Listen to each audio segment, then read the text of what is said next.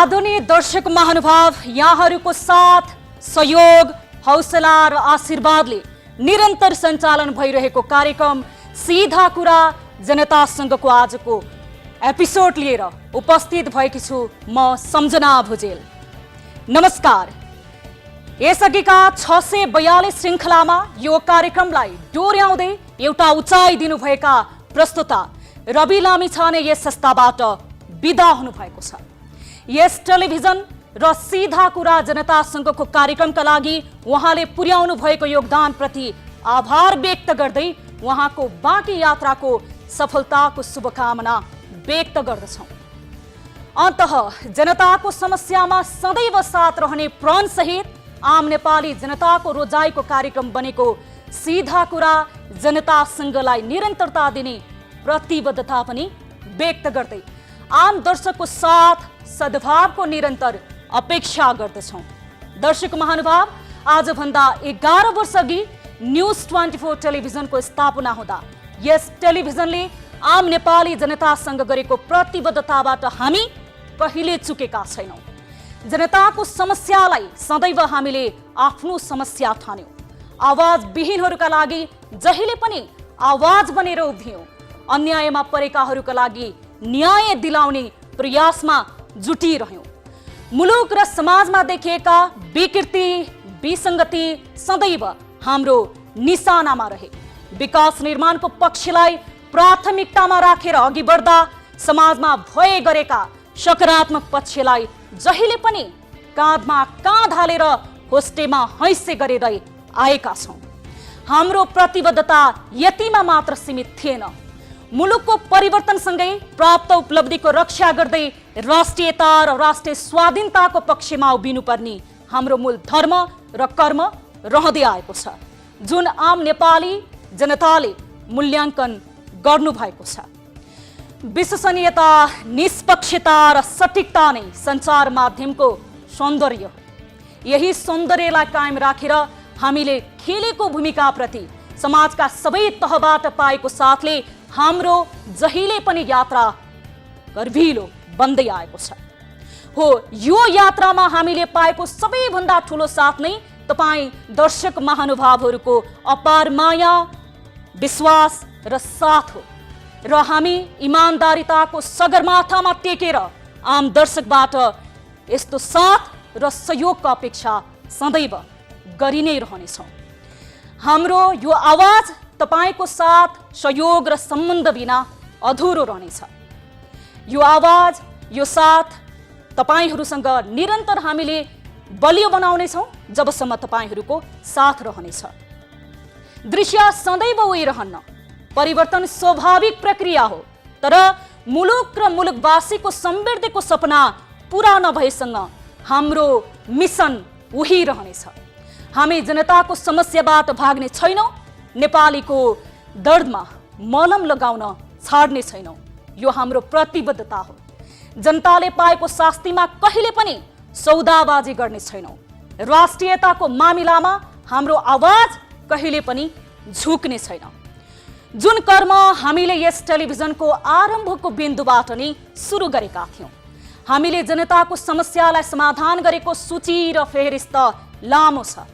सत्य, निष्ठा र इमानदारिताका साथ जनताको बीचमा हामी उभिँदा यस संस्थाले पाएको माया र सद्भाव हाम्रो लागि सदैव गौरव र प्रेरणाको पुञ्ज बन्दै आएको छ। त्यही निष्ठा र इमानदारितालाई कायम राख्दै अघि बढेको हाम्रो पाइला कदापि विचलित हुन दिने छैनौँ र विचलित हुने छैन।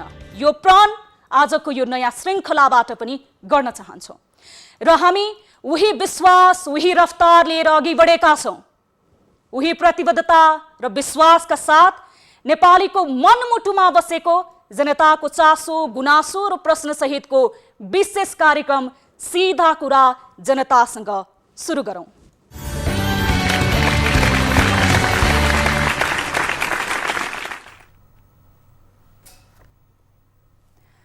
दर्शक महानुभाव, ब्रेकपछि पुनः स्वागत छ। 643औं श्रृङ्खला लिएर आइपुगेका छौँ। कार्यक्रम सीधा कुरा जनतासँगको। आज हामीसँग विविध विषयहरू रहेका छन्। फ्रन्टलाइन हिरोहरू जो रियल हिरो छन्, जसले कोरोना महामारीको यो विगत 1 वर्षभन्दा लामो समयमा नेपालमा पहिलो खम्बा बनेर समाजमा कोरोना महामारी फैलिँदा आफ्नो परिवार, आफ्नो ज्यानको बाजी लगाएर रियल हिरो बनेर उभिएका फ्रन्टलाइन हिरोहरूलाई सम्मान स्वरूप रिपोर्ट प्रस्तुत गर्नेछौँ। त्यस्तै हामीसँग सम्भवतः नेपालमा त्यस्तो कुनै घर छैन होला, त्यस्तो कुनै गाउँ छैन होला जसले आफ्नो सुखी जीवनको लागि, जसले आफ्नो बालबच्चालाई राम्रो स्कुलमा पढाउनको लागि आफ्नो सन्तानलाई अथवा आफू छोरा होस् अथवा छोरी होस् वैदेशिक रोजगारीमा नगएको। धेरै नेपाली दाजुभाइहरू वैदेशिक रोजगारीमा जानुभएको छ र आफ्नो जीविकोपार्जनसँगै देशलाई ठूलो मात्रामा रेमिटान्स दिनुभएको छ। तर ती वैदेशिक रोजगारीमा गएका दाजुभाइहरूको, दिदीबहिनीहरूको अवस्था कस्तो छ? कति दर्दनाक छौँ हामी। विकास र समृद्धिको कुरा गरिरहेका छौँ, तर आज पनि धेरै राजनीतिक परिवर्तन हुँदाखेरि धेरै हामीले समृद्धिको यात्राहरू तय गर्नको लागि, नयाँ युगको आरम्भको लागि आन्दोलन गऱ्यौँ, राजनीतिक परिवर्तन भयो, लड्यौँ। तर त्यसको परिवर्तन वैदेशिक रोजगारीमा जाने लहरलाई रोक्न सकेको छैन। त्यो परिवर्तनले कहिले पनि देशभित्र उहाँहरूलाई बसाउन सकेको छैन। यस सम्बन्धी विशेष रिपोर्ट पनि आजको कार्यक्रममा प्रस्तुत गर्नेछौँ। यस अलावा विविध विषयहरू पनि रहेका छन् र भाइबर मार्फत तपाईँ दर्शक महानुभावहरूसँग पनि प्रत्यक्ष कुराकानीको लागि जोडिनेछौँ। हामी नियमित रूपमा यसभन्दा अघिको श्रृङ्खलाको कार्यक्रममा जस्तै गरी तपाईहरूसँग कुराकानी गर्नेछौँ। भाइबर मार्फत तपाईहरूको समस्या, गुनासो र चासो, जिज्ञासाको विषयमा नै कुराकानी प्रत्यक्ष गर्ने पनि छौँ। र यसभन्दा अगाडि कार्यक्रमको आरम्भ गरौँ गाली र तालीबाट। गाली र तालीको लागि आजको हाम्रो प्रश्न रहेको छ, नेकपा प्रचण्ड नेपाल समूहले प्रधानमन्त्री केपी शर्मा ओलीलाई साधारण सदस्यबाट हटाउने निर्णय गरेको छ। यो निर्णयलाई सही भन्नेले तालीमा र गलत छ भन्नेले गालीमा भोट गर्न सक्नुहुनेछ। हाम्रो पात्रोको एपमा गएर गाली र तालीका लागि भोट अब सुरु भएको छ। तपाईले आफ्नो मत जाहेर गर्न सक्नुहुनेछ हाम्रो पात्रोको एप्लिकेसन डाउनलोड गरेर, हाम्रो पात्रो मार्फत। अब लागौँ आजको महत्त्वपूर्ण पहिलो विषय हामीले उठाएका छौँ फ्रन्टलाइन हिरोहरूको विषयमा, जसले फ्रन्टलाइनमा बसेर काम गर्नुभएको छ र साँच्चीकै सम्मान गर्न लायक हुनुहुन्छ। कोरोना भाइरसको आतंकले विश्व समुदायमाथि आफ्नो प्रभाव विस्तार गर्दा सबै पक्ष अस्थायी बन्न विवश बन्यो। न औषधि न त कुनै खोप नै। कोरोनासँग कसरी लड्ने भन्ने कुनै उपाय नभएको बेला दुई अवधारणा अघि सारियो। एउटा लकडाउन, अर्को फ्रन्टलाइनको जिम्मामा समाजलाई छाड्ने। आखिर त्यही फ्रन्टलाइनहरूले चुनौतीको पहाड जे जोखिमलाई चिर्दै धेरैलाई बचाए। तर धेरै फ्रन्टलाइनहरूको कोरोनासँग हार खाएर संसारबाट बिदा पनि लिएका छन्। नेपालमा पनि फ्रन्टलाइनरहरूको भूमिका र साहस सलाम योग्य रह्यो। सम्मान स्वरूप उहाँहरूको लागि हामीले विशेष रिपोर्ट तयार गरेका छौँ। आजको कार्यक्रमको यो विशेष रिपोर्ट र पहिलो रिपोर्ट फ्रन्टलाइन हिरोहरूको सम्मान स्वरूप हाम्रा टिभी जर्नलिस्ट रिया भण्डारीले तयार पारेको यो विशेष रिपोर्ट हेर्नुहोस्। PCR नमुना परीक्षणमा एकजनाको परीक्षण पोजिटिभ देखिएको छ। स्वअनुशासनमा रहौं र लकडाउनलाई अनिवार्य रूपमा पालना गरौं।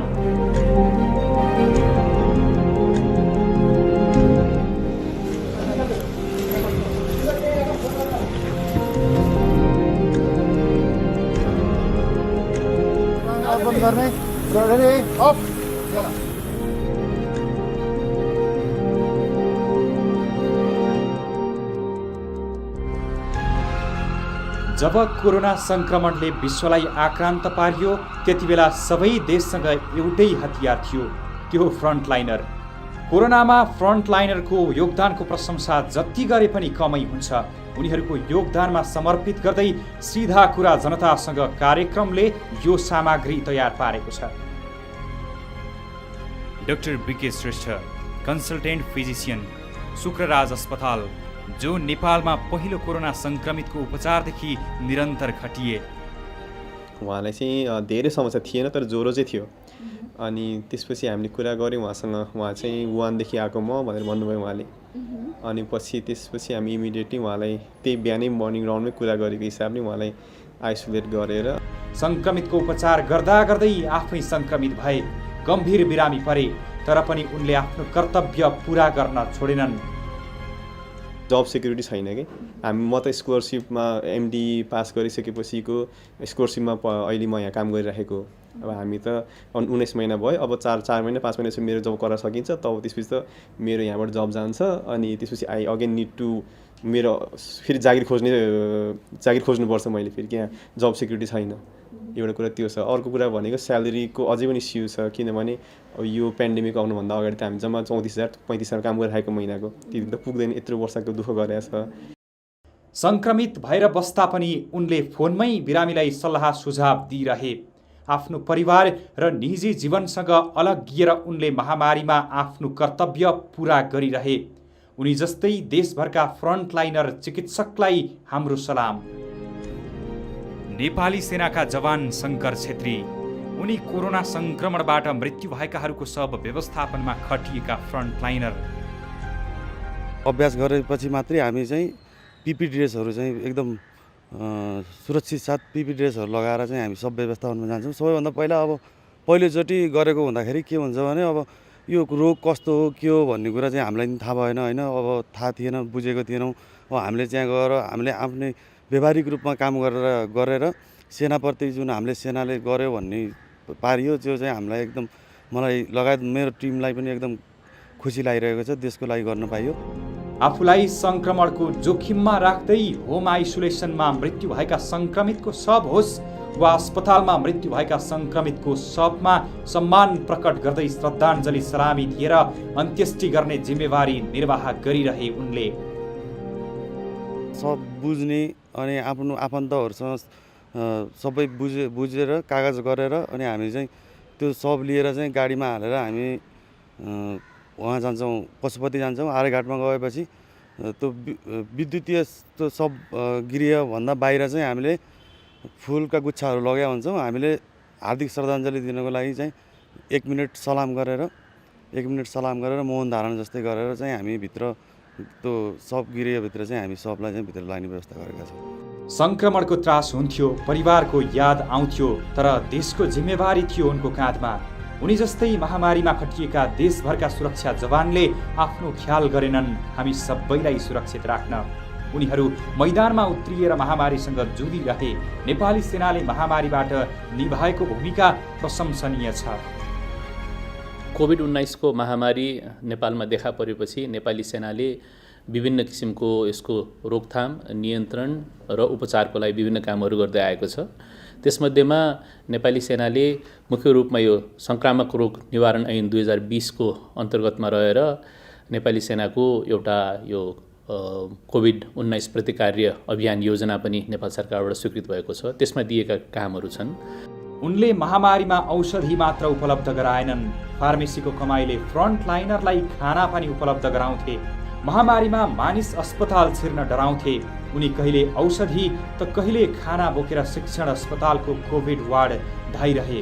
7 महिना आफ्नो परिवारबाट अलग बसेर उनले महामारीमा फ्रन्टलाइनरको जिम्मेवारी पुरा गरिरहे। एज अ फार्मासिस्ट अब यति बेला यो पेन्डेमिकको बेलामा फार्मासिस्टको पनि धेरै ठुलो रोल थियो। अब यति बेला चाहिँ अब सबै मान्छेहरू अब पेन्डेमिक भन्दैमा औषधिको आवश्यक नपर्ने भन्ने थिएन। सबैलाई अब औषधि चाहिन्थ्यो। त्यो हिसाबले अब अरू बेला भन्दा पनि हामीले यति बेला चाहिँ अलिकति बढी सजग भएर अलिकति बढी सर्भिस दिने हिसाबले हामीले यहीँ नै पसलमै बसेर 24 घण्टा नै सेवा दियौँ। त्यति बेला चाहिँ एउटा पसलको फन्ड छुट्याएर तपाईँको अब त्यति बेला अब इम्युनिटी पावर बढाउनलाई अब घरबाट कसैको पनि खाना आउँदैन थियो। सबैजना लकडाउनमा बिरामी मात्र यहाँ हस्पिटलमा अब खाना त्यति राम्रोसँग खुवाउन सकिरहेको थिएन हस्पिटलबाट पनि। त्यसपछि हामीले चाहिँ साइनाङ्लोबाट लगभग 3 महिनासम्म 300 जनालाई एकदम हाइजेनिक फुड, एकदमै राम्रो खाना बनाएर बिहान दिउँसो बेलुका 3 छाक खाना खुवायौँ। महामारीमा आफ्नो धर्म निर्वाह गर्ने उनी जस्ता देशभरका फार्मासिस्टलाई पनि हाम्रो सलाम। Monika Shah, staff nurse. पर्याप्त PPE लगायत सुरक्षा सामग्रीको अभावमै बिरामीको उपचारमा खटिएकी स्टाफ नर्स फ्रन्टलाइनर। महामारीमा अस्पतालमा काम गर्ने नर्स भनेपछि दुर्व्यवहार हुन्थ्यो। लामो ड्युटीको थकान, गाउँ समाजको व्यवहार र PPE को सकसमा जोखिम मोलेर फ्रन्टलाइनरमा खटिन त्यति सजिलो थिएन। तर पनि आफ्नो पेशागत धर्म निर्वाह गरिरहन् नर्स मोनिकाले। तर राज्यले प्रोत्साहन नगरेकोमा उनी निराश छिन्। एज ए हेल्थ वर्कर हामीले क्वारेन्टाइनमा पनि खट्नु पर्यो, हस्पिटलमा पनि ड्युटी गर्नु पर्यो। म आफै पनि एउटा बच्चाको आमा भएर सानो बच्चाको म यहाँ सिफ्ट हुँदाखेरि चाहिँ म 3 महिनाको मात्र मेरो बाबु थियो। त्यो अवस्थामा आएको थिएँ होइन। त्यसपछि कोरोनाको यस्तो महामारी सुरु हुँदाखेरि अब सुरुमा त एकदमै डर लाग्यो, किनभने कहिले नसुनेको यस्तो महामारी। सबैलाई PPE पुग्ने गरी पनि हुन्थेन, मास्क ग्लोभ्सहरूको कुरा पनि त्यतिखेर स्कार्सिटी नै थियो। त्यही भएर माथिको मान्छेहरूले, राज्यले भत्ता त मोटिभेसनको रूपमा दिएको राम्रै हुन्थ्यो भन्ने जस्तो लाग्छ है। निशा खत्री, सरसफाई कर्मी, रौतहट। उनी कोरोना संक्रमितले गरेको फोहोर सफा गर्ने फ्रन्टलाइनर। महामारीमा कोरोना संक्रमित भनेपछि मानिस कोसौं टाढा भाग्थे। तर निशा खत्रीले आफूलाई जोखिममा राखेर रौतहटको अस्थायी कोरोना अस्पतालमा सरसफाई कर्मीको जिम्मेवारी पूरा गरिरहन्। घरमा साना बालबच्चा छोडेर झन्डै 6 महिना महामारीमा खटिएकी निशाले सरकारबाट प्रोत्साहन भत्ता नपाएकोमा गुनासो गरेकी छिन्। सुरुमा त अब खासै डरै थियो। आउँथ्यो घर आएर लुगासुगा फेरेर बच्चालाई छुने गर्ने गरेको थियो। सेनिटाइजर बोकेर हिँड्ने गरेको थियौँ। सेनिटाइजर लाएर ड्रेस चेन्ज गरेर बच्चाहरूलाई छुने गरेको थियौँ। Ram Naresh, ambulance driver, frontliner. Parsa जिल्लामा कोरोना संक्रमितलाई अस्पताल पुर्याउने जिम्मेवारी बोकेका उनले महामारीमा आफ्नो परिवारसँग 7 महिना अलग बसेर जिम्मेवारी पूरा गरिरहे। जिल्लामा महामारीले भयावह रूप लिँदा एम्बुलेन्सहरू अभाव थियो। 24 घण्टा खटिनु पर्थ्यो। वर्षाको गर्मीमा PPE लगाएर बस्दा बस्दा बेहोसै भइएला जस्तो हुन्थ्यो। तर पनि संक्रमित बोकेर कुदिरहनु पर्थ्यो।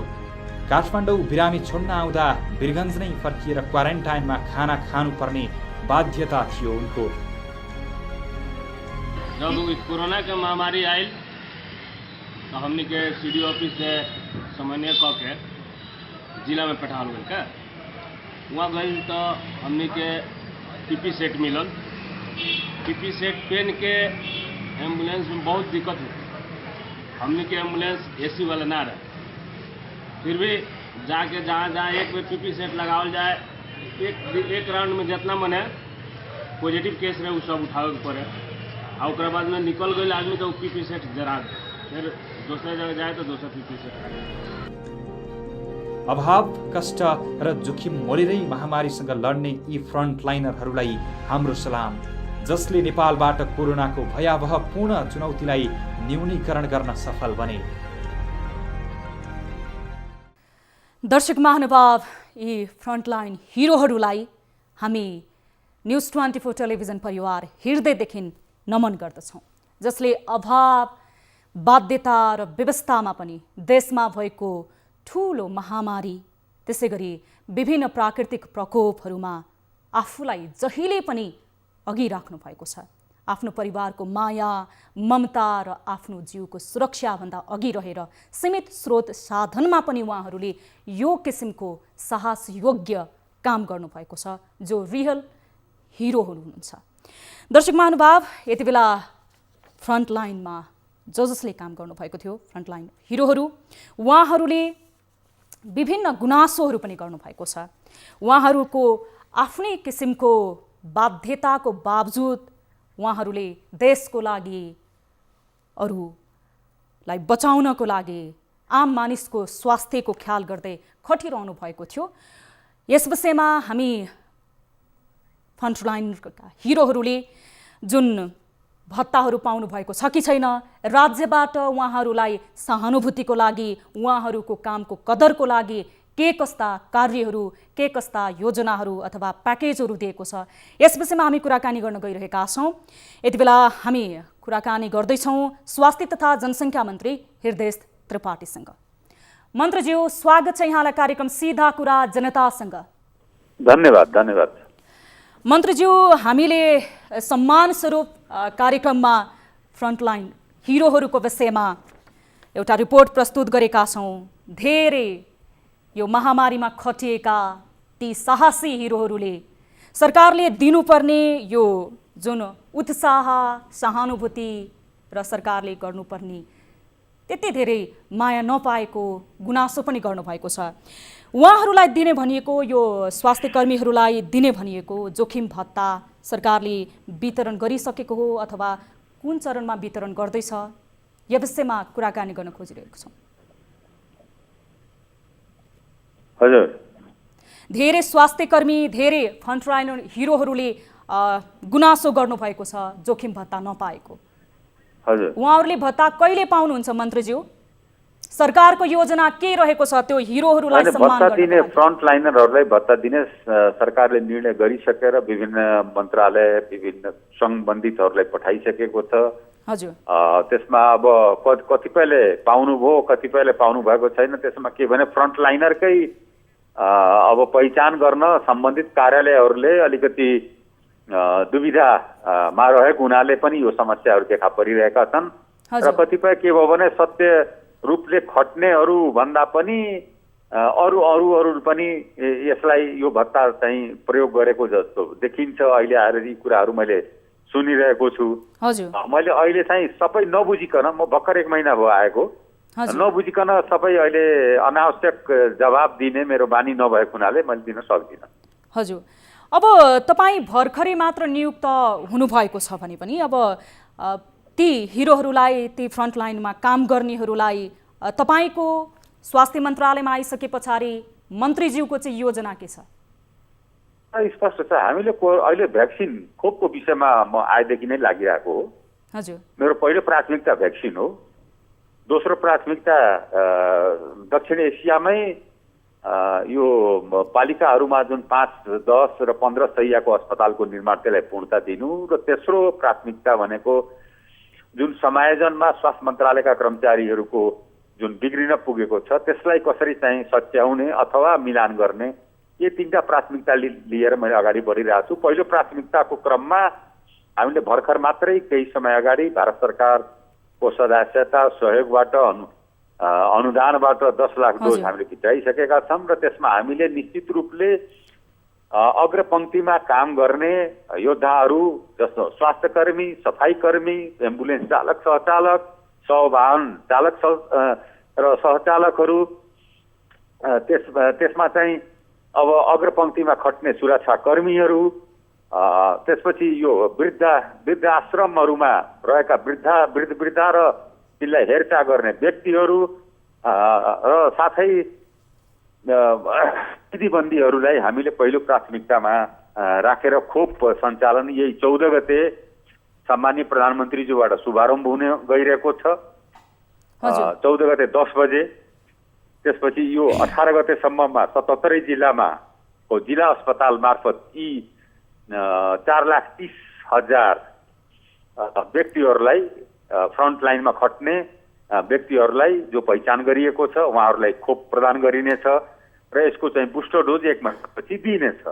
त्यसपछि खोपको अन्य जुन आयात हो, खरिद हो, त्यो प्रक्रिया हामीले अगाडि बढाइसकेको अवस्था छ। त्यसमा चाहिँ विभिन्न देशसँग।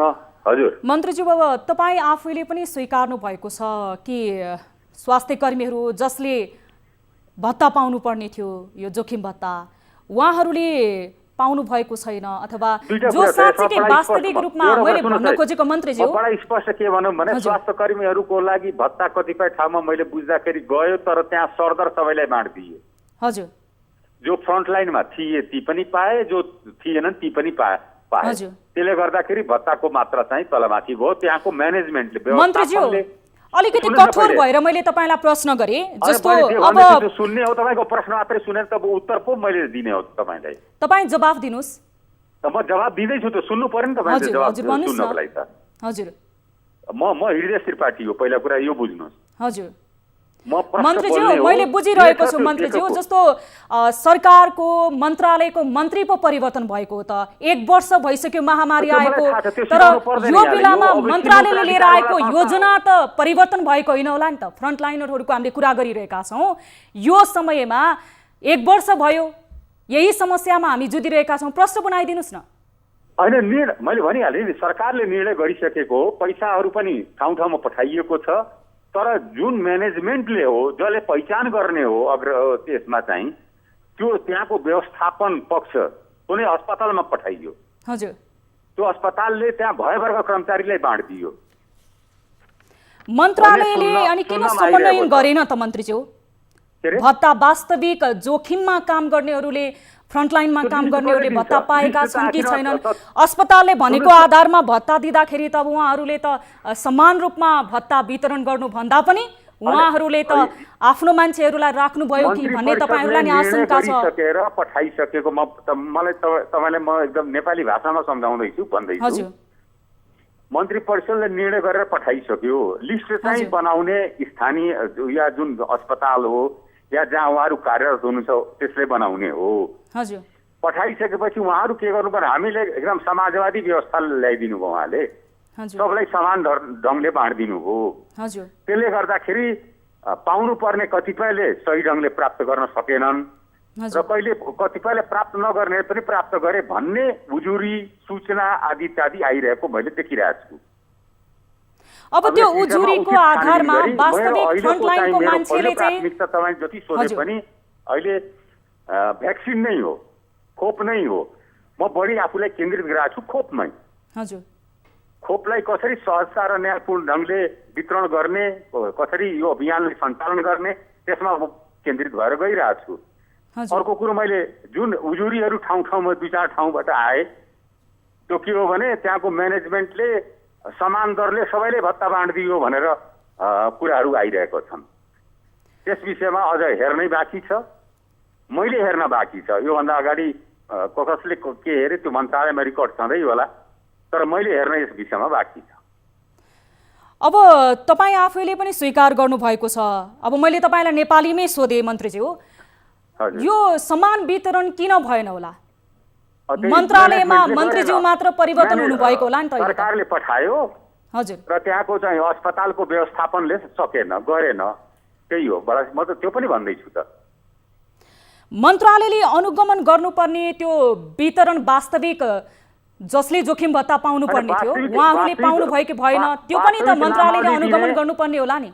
वास्तविक नामावली दिने मन्त्रालयले उपलब्ध गराउने त कार्यालयले नै हो हजुर को खटेका छन् को अग्रपङ्क्तिमा छन् को मेहनत गरेका छन् यो दिने त त्यही जहाँ कार्यरत कार्यस्थलका प्रमुखहरूले नै सर्टिफाई गरेर पठाउने नै हो हजुर तर त्यो पैसा गइसकेपछि हामी कसलाई छोड्ने यहाँ यसरी भयो त्यसकारणले हामीले बाँड्न बाध्य भयौँ भन्ने पनि 1-2वटा चाहिँ जवाबहरू आए हजुर जे तथ्य हो मैले त्यो भनिरहेको छु हजुर अब जस्तो पहिलो प्राथमिकतामा फ्रन्टलाइनमा काम गर्नेलाई नै खोप लगाउने भनेर भनिएको थियो यो खोपको पहिलो प्राथमिकता नै उहाँहरूलाई नै दिने भनिएको थियो यसको तयारी के छ एकचोटि हाम्रो दर्शक महानुभावलाई पुनः मन्त्रीज्यूले मैले आज मात्रै पनि सार्वजनिक गरिसकेको छु हामी खोपहरू प्रदेशहरूमा पठाइसकेका छौँ जिल्ला अस्पताल र विभिन्न अस्पतालमा केन्द्रित भएर यो चाहिँ खोप दिइनेछ यो अन्य खोप केन्द्रहरू गाउँतिर अहिले गइरहेको छैन किनभने यो जिल्ला अस्पतालमै त्यो सफाईकर्मी सुरक्षाकर्मी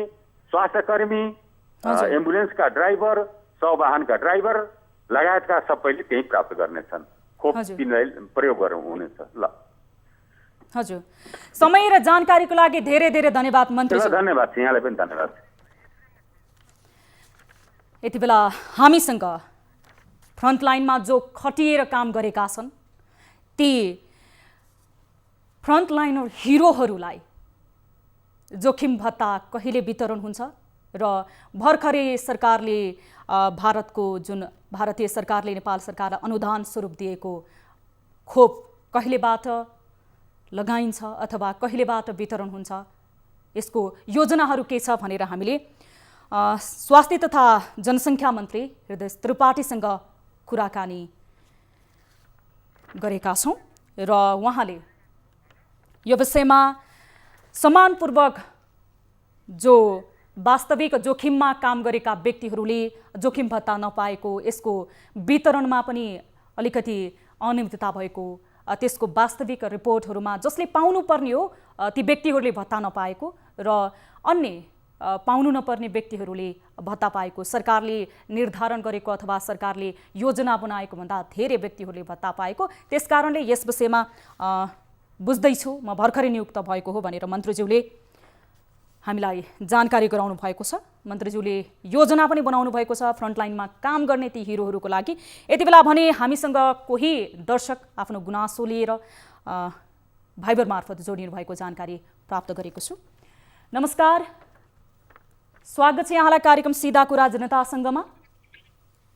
नमस्कार, यहाँको शुभ नाम, कहाँबाट बोल्दै हुनुहुन्छ, हामीलाई सम्झाउनु भयो? हजुर, मेरो नाम अर्जुन कार्की हो। अहिले हाल म मलेसियाको जोरबारो स्थितबाट म बोल्दैछु। यहाँको समस्या अथवा गुनासो के थियो होला?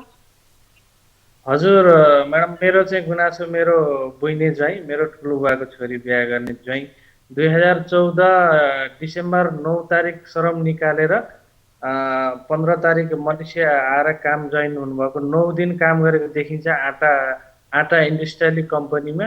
9 दिन काम गरेर अहिलेसम्म उहाँको एक कल फोन सम्पर्क कहीँ कसैले पनि भेट्यौँ भन्ने जानकारी नपाएको हुनाले म जानकारी राख्नलाई खोजेको हुँ म्याडम। मलाई जानकारी भएअनुसार तपाईँले बहिनीको यो विषयमा कुराकानी गर्नलाई हामीलाई भिडियो अथवा फोटो पनि पठाउनु भएको रहेछ। अहिलेसम्म कुनै पनि जानकारी लिन पाउनु भएको छैन बहिनीको बारेमा? केही पनि लिन सकिएन। पहिला एकचोटि अब त्यही यहाँ पनि पुलिस रिपोर्टहरू पहिलाको हाम्रो आफन्त मान्छेहरू यहाँ हुँदाखेरि उहाँहरूले गर्नुभयो। अनि अहिले म चाहिँ आएको 1.5 वर्ष हुन लाग्यो। अहिले चाहिँ मैले केही गरेको छुइनँ।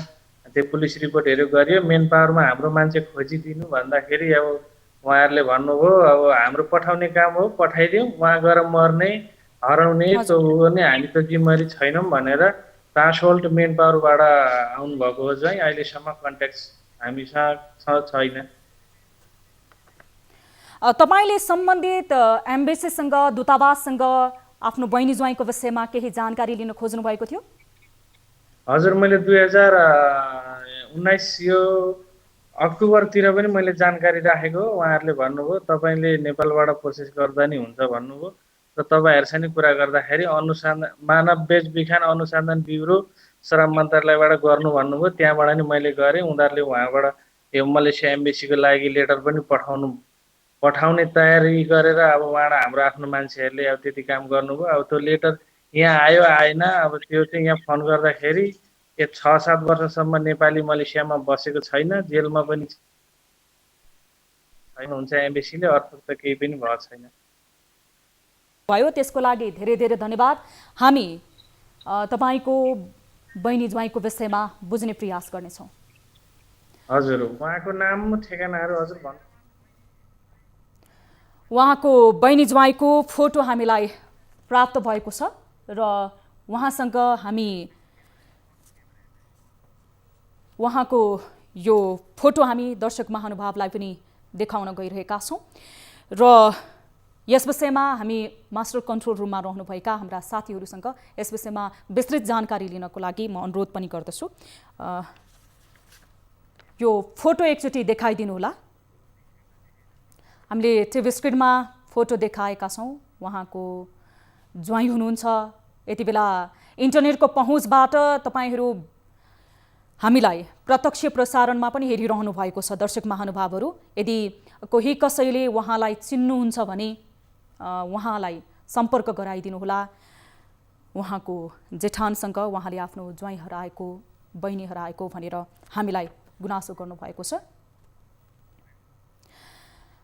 दर्शक महानुभाव, तपाईँहरू यति बेला हामीसँग प्रत्यक्ष जोडिन पनि सक्नुहुनेछ भाइबर मार्फत। तपाईँहरू पनि केही समस्यामा पर्नु भएको छ भने टेलिफोन मार्फत पनि जोडिन सक्नुहुनेछ। अब लागौँ अर्को महत्त्वपूर्ण रिपोर्टतर्फ। कि गन बोक्न कि घन बोक्न नेपालीले विदेश पर्ने बाध्यता नै छ। वर्षौंदेखि यही नियति भोगेर लाउरेको छवि बनाउँदै आएका बहादुर गोर्खालीहरू अहिले कामदारको रूपमा संसारभर पुगेका छन्। उनीहरू विदेशी भूमिमा पुग्दा देशलाई गतिलो फलिफाप भएको छ। रेमिटान्स गाउँ बस्ती उजाड पारेर मुलुकको उर्वर माटोलाई बाँझो छोडेर विदेशी भूमिमा पसिना बगाउनेहरूको सबैको नियति कहाँ एउटै हुन्छ र? धेरैले गाउँघर उज्यालो बनाउनन्, तर केहीले भने गाउँघर नै उजाड बनाउँदै बाकसमा सब बनेर फर्कदै आएका छन्। अझ धेरै बाकस विदेशका अस्पतालहरूमा अल्पत्र परेर लडिरहेका छन्। आफन्तको कति आश हुँदो हो? सिउँदो पुछिएकी अर्धाङ्गिनीको आँसु कति बग्दो हो? आफ्ना अभिभावकहरूलाई भेट्ने रहर कति बालबालिकाको लागि सुडिदो हो? वर्षौँदेखि नेपाली समाजले भोग्दै आएको यो नियति अन्त्य आखिर कहिले त? टिभी जर्नलिस्ट प्रशान्त ठाकुरले तयार पारेको यो रिपोर्ट हेर्नुहोस्।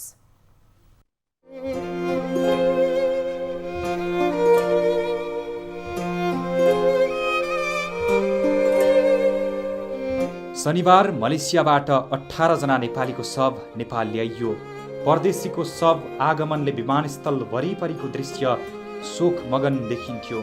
यसरी परिवारलाई खुसी र सुखी राख्न परदेश उडेका कैयौँको प्राण पखेरु नै विदेशी भूमिमा उड्छ र काठको बाकसमा बन्द भएर स्वदेशी भूमिमा फर्कने नेपालीको नियति नै बनेको छ। लकडाउन अवधिमा मात्रै 494 जनाको शव नेपाल ल्याइएको छ भने अझै केही शवहरूलाई आफन्तले पर्खेर बसिरहेका छन्। जीवनको उत्तरार्धमा रमाइलो दिन बिताउने मिठा सपना देखाएर गएकाहरूको अन्तिम दर्शनको लागि पनि महिनौँ कुर्नुपर्ने बाध्यता छ। 4 महिना भयो। 4 महिना अनि बितेर 2-3मै त्यही दिनमा हामीले थाहा पायौँ। उहाँको किनकि गएर 1-2 महिनापछि ब्लड क्यान्सर निस्क्यो, त्यही बित्नुभयो।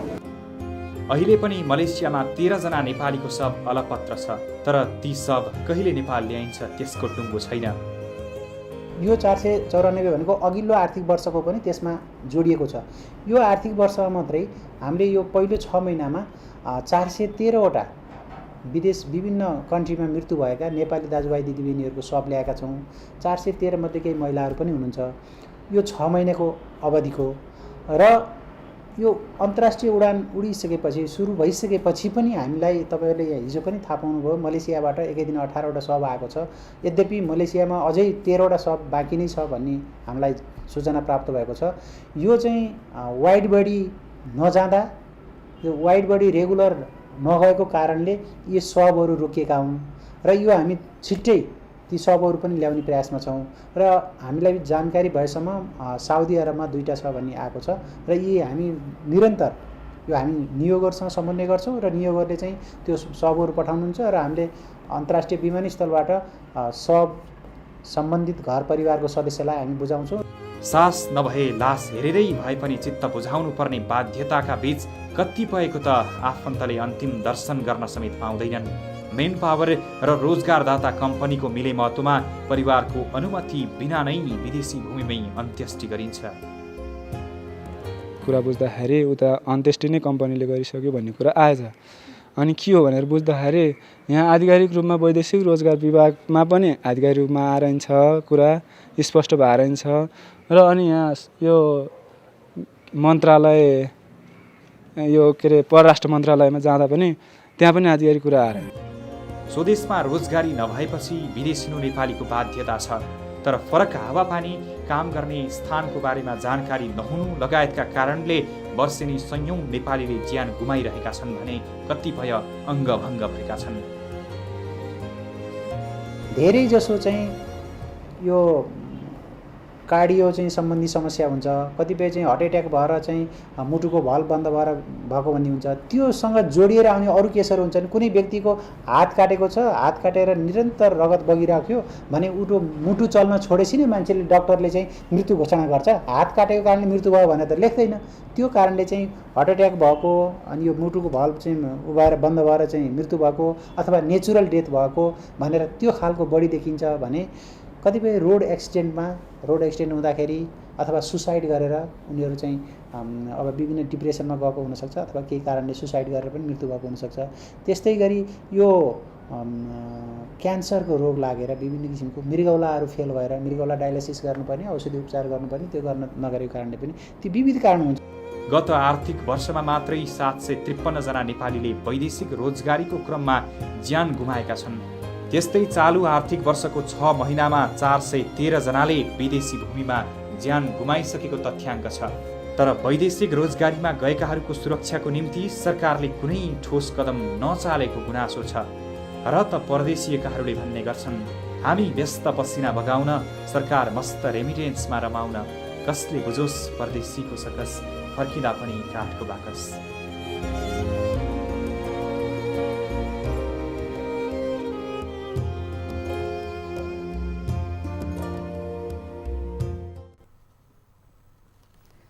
यो तीतो नियति कहिले नदोरियोस्। दृश्यमा देख्दाखेरि त नरुनी आँखा हुँदैनन्। यो दृश्य देख्दाखेरि मन भकानो फुटेर आउँछ भने भोग्नेलाई कठिन होला। सपना बोकेर गएका समृद्धिको तर छोड्न गएका ती आफन्तहरूले जब बाकसमा यसरी परदेशिएकाको सब बुझ्छन्, त्यो बेलाको मन सायद ती भोग्नेहरूलाई मात्र थाहा होला। कल्पना समेत गर्न सकिँदैन। सरकार सुखी नेपाली, समृद्ध नेपालको नारा लगाइरहेको छ, तर युवाहरू विदेशी नै विवश छन्। यो लकडाउनको समयमा, यो कोरोना महामारीको समयमा विभिन्न देशहरूमा आफ्नो पसिना बगाउँदा बगाउँदै धेरै नौजवानहरूले आफ्नो ज्यान उतै गुमाएका छन्। धेरै अस्पतालहरूमा यति बेला सब बसेको छ, तर त्यो सब देश कहिले भित्रिने हो, प्रतीक्षामा आफन्त छन्। पैसा र सासको आश होइन, अब लास कहिले ल्याइदिन्छ सरकार भन्ने धेरै आफन्तहरूको गुनासो र प्रश्न पनि रहेको छ। करिब यही पीडा, यही व्यवस्था, यही पसिना, यही तीतो यथार्थले देशमा नौजवानहरूले रेमिटान्स पठाएका छन्। त्यही रेमिटान्सले देश थानेको छ। करिब 8 खर्बभन्दा बढी रेमिटान्स वार्षिक रूपमा देशमा भित्रिन्छ। अझ यो लकडाउनको समयमा धेरै नेपालीहरूले विदेशी भूमिमा रोजगारी गुमाएको अवस्थामा, धेरै कम्पनीहरूले रोजगारीमा राख्न नसकेको अवस्थामा यो आर्थिक वर्ष 2077-78 मात्र 5 महिनाको अवधिमा दर्शक महानुभाव, साउनदेखि मङ्सिर मसान्तसम्ममा मात्र 4 खर्ब 16 अर्ब 80 करोड रेमिटान्स देशमा भित्रिएको छ। तर नौजवानको लास कुर्नुपर्ने नियति कहिलेसम्म? यो प्रश्न फेरिएका हरेक सरकार, फेरिएका हरेक राजनीतिक परिवर्तनलाई गिच्याइरहेको छ। कार्यक्रम सीधा कुरा जनतासँगमा एकैछिन छोटो ब्रेक।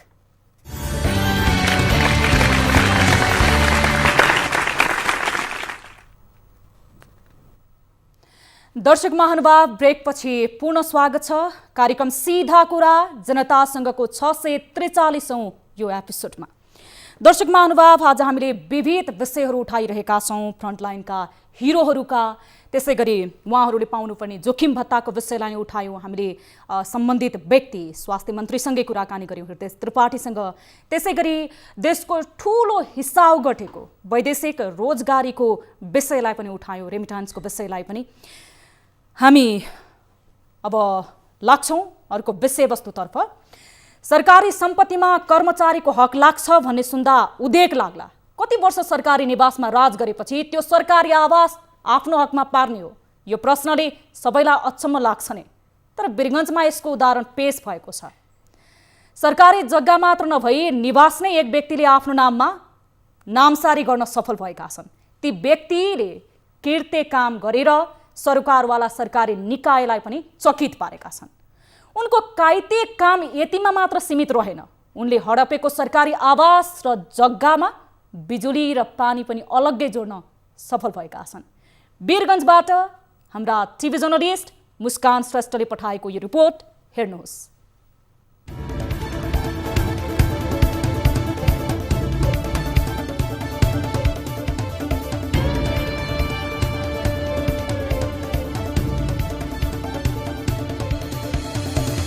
वीरगञ्ज स्थित ठाकुरराम बहुमुखी क्याम्पसको जग्गाबाट 15 धुर जग्गा निजी व्यक्तिले नामसारी गराएका छन्। ठाकुरराम बहुमुखी क्याम्पस शिक्षा संकायको क्वार्टरमा बस्दै आएका पूर्व कर्मचारी स्वर्गीय राम उदय पाण्डेका छोरा राजकिशोर पाण्डेले फर्जी लाल पूर्जा बनाई उक्त जग्गा आफ्नो भनेर दाबी गर्दै आएका छन्। पोखराबाट सरुवा भई 2060 साल पुस 7 गते ठाकुरराम बहुमुखी क्याम्पस वीरगञ्जमा हाजिर भएर काम गर्दै आएका पाण्डेको 2075 साल जेठ 15 गते मृत्यु भएको थियो। स्वर्गीय पूर्व कर्मचारी राम उदय पाण्डेका छोराले अहिले बस्दै आएको निवासको जग्गा आफ्नो भनेर निवास समेत खाली गर्न आनाकानी गर्दै आएका छन्।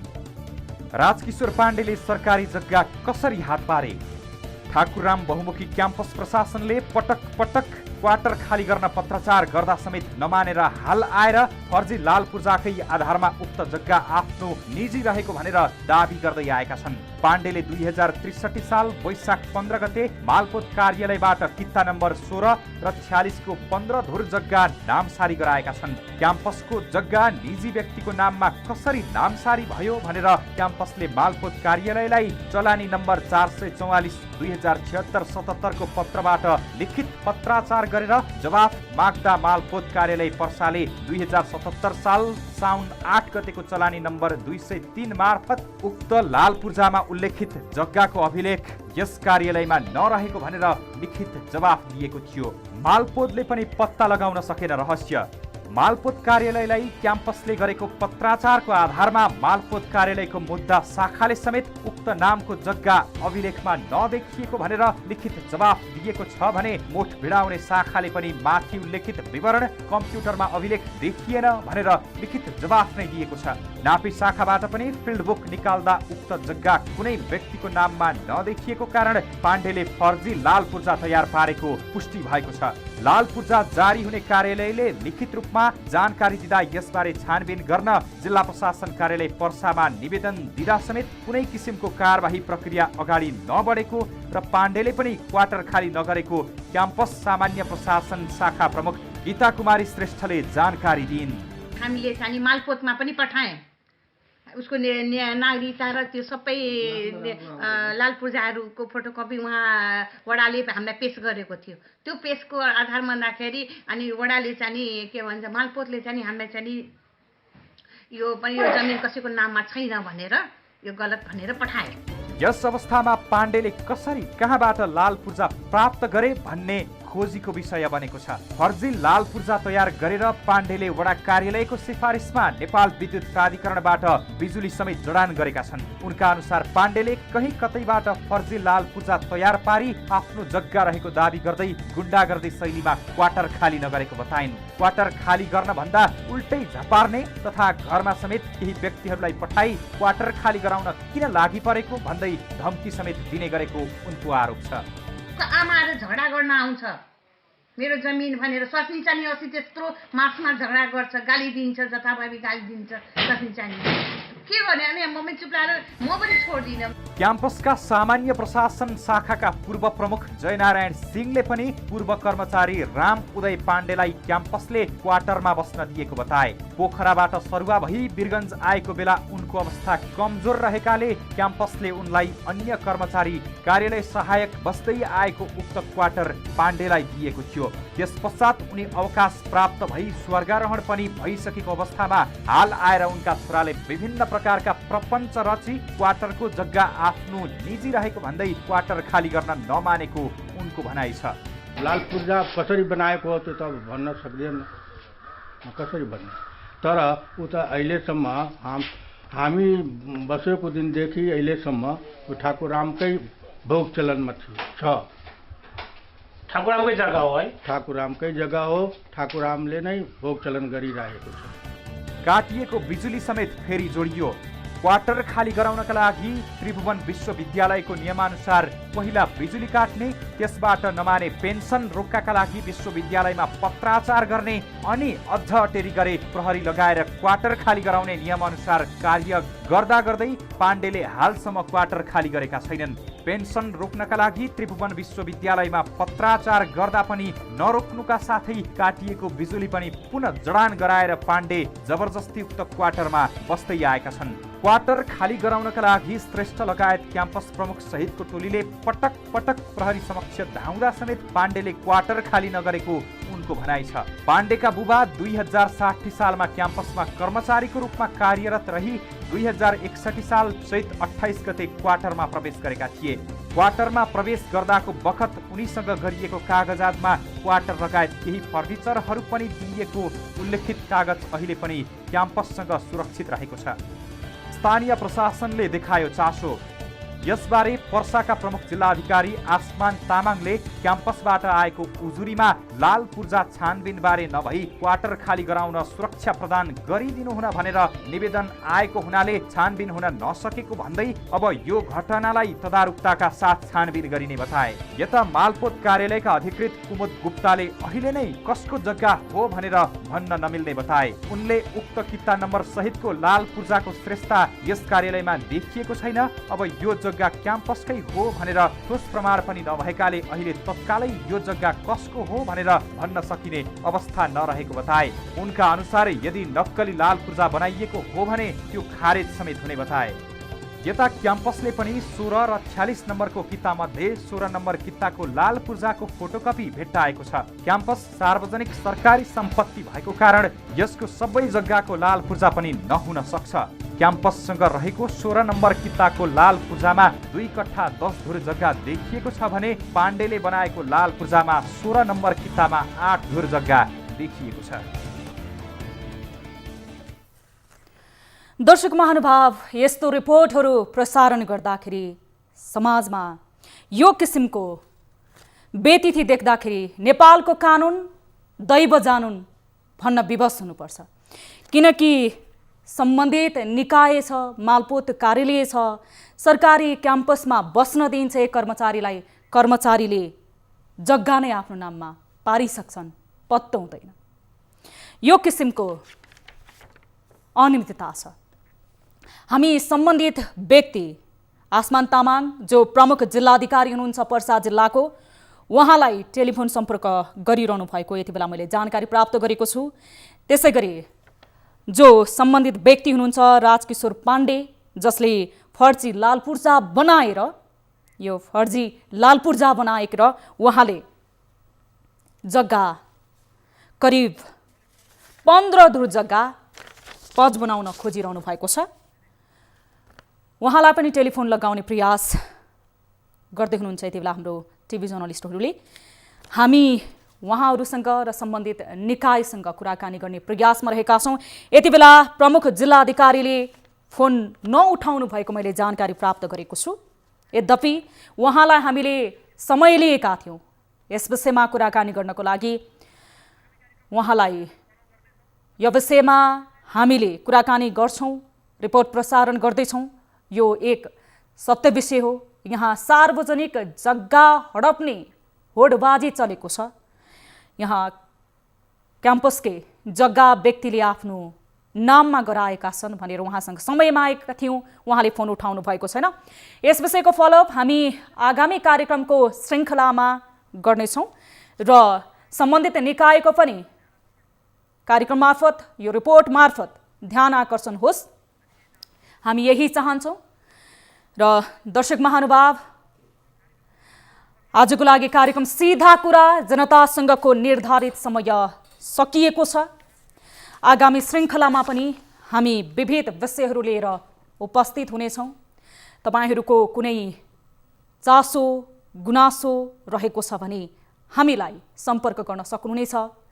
हाम्रो टोल फ्री नम्बरहरू जहिले तपाईहरूको लागि खुला रहेको छ। हाम्रो निःशुल्क नम्बरहरू रहेको छ 1660112424। त्यसै गरी हाम्रो एनसेल नम्बर रहेको छ 9801572424। भाइबर नम्बर रहेको छ 9884011037 मा कल गर्न र भाइबरमा तपाईहरूले हामीलाई जोडिन सक्नुहुनेछ इन्टरनेटको पहुँच भएको ठाउँबाट। र हामी निरन्तर हाम्रा आम दर्शकको आवाजलाई बोलिरहनेछौँ। हाम्रो खबरदारी निरन्तर जारी रहेको छ। आजको लागि भने कार्यक्रम सीधा कुरा जनतासँगको 643औं यो श्रृङ्खलाबाट हामी बिदा माग्न चाहन्छौँ। थप न्युजको लागि हाम्रो वेबसाइट www.news20nepal.com हेर्न नभुल्नुहोला। यस्तै तपाईहरूले हामीलाई फेसबुक, युट्युब र ट्विटरबाट पनि सामाजिक सञ्जालबाट जोडिन सक्नुहुनेछ।